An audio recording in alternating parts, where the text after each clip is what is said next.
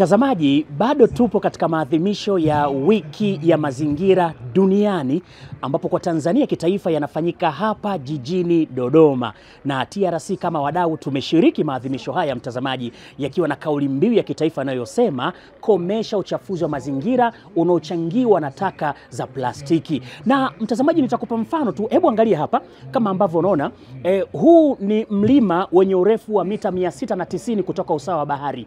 Hili ni handaki namba 2 ambalo lina urefu wa kilomita 1 na mita 31. Kama ambavyo unashuhudia, treni huwa inaingia hapa. Sasa hapa tulikata huu mlima. Baada ya kukata tukatengeneza eneo zuri, lakini pia tukapanda na nyasi kwa lengo la kurejeshea muonekano kama wa awali ulivyokuwa katika eneo hili. Hii yote ni juhudi za kuweza kuhakikisha mazingira yanabaki kuwa mazuri katika mradi wetu wa SGR. Mtazamaji, maadhimisho haya yamekwenda sambamba na maonesho ambayo yanafanyika pembezoni mwa ukumbi wa mikutano wa Jakaya Mrisho Kikwete hapa Dodoma, na TRC tunashiriki kama ambavyo unashuhudia. Tumepata bahati ya kutembelewa na naibu waziri wa nchi, ofisi ya makamu wa rais, muungano na mazingira, Mheshimiwa Hamisi Hamza Hamisi, ambaye ametembelea banda letu na hapana shaka amefurahishwa na taarifa ile ya utekelezaji ilivyotolewa. Yeye kwanza ametupongeza namna ambavyo kwa kweli wana TRC tulikuwa wasafi na wenye kupendeza.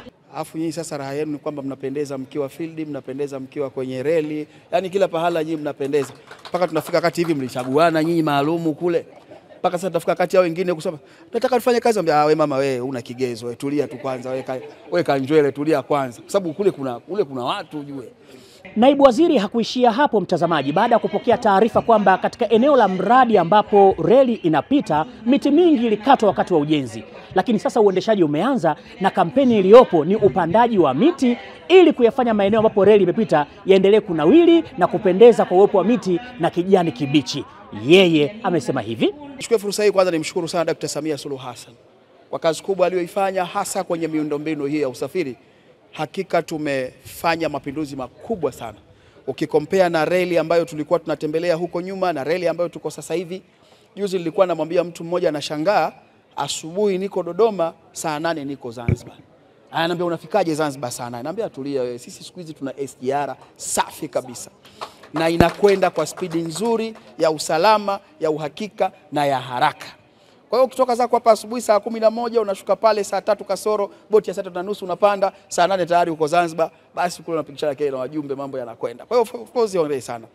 Nilitamani sana kusikia baadhi ya mambo ambayo mama hapa ameeleza kwa ufasaha kiasi kwamba nimeshindwa kuwa na maswala. Cha kwanza nilikuwa nataka nijue, ambacho majibu nimeyapata. Reli hii wakati inajengwa bila shaka miti mingi sana ilikatwa. Mle mote mlikuwa mna miti. Sasa kama miti ile ilikatwa, manake tunawajibu aidha reli ama taasisi nyingine yoyote kurejesha miti ile.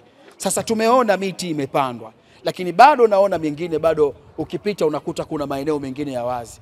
Niwaombeni sana wenzangu, nendeni mkarejeshe ile miti na nyinyi mchukue jukumu ya kuishughulikia. Maana sasa isiwe kuipanda tu, lakini kuishughulikia ikue, ili sasa hata tukiangalia view ya reli yetu tuwe tunaangalia na view ya miti ambayo tumeipanda. Nimepanda reli ile mara kadhaa. Mpaka jana usiku nimekuja huku nimepanda reli ile.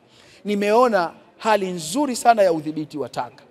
Lakini nadhani labda baadaye ndo mnakwenda kuziseparate zile taka.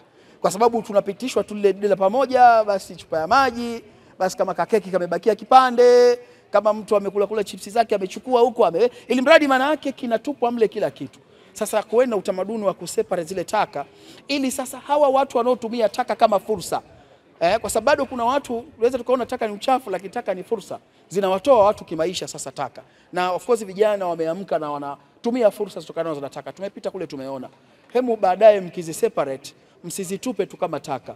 Tengenezeni mazingira baadhi ya watu maalum waje wachukue zile taka wakazitengeneze ziwe fursa. Kama ni chupa wazirecycle. Nadhani mnajua tuna ile nanili yetu ya R3 ya kurejeleza, kutumia tena na vitu kama hivyo. Mtazamaji, ni ukweli usiopingika kwamba mazingira bora ni uhai wetu. Tuyatunze mazingira na yenyewe yaweze kututunza. Mimi naitwa Beni Mwanantala na hii ni TRC Reli TV.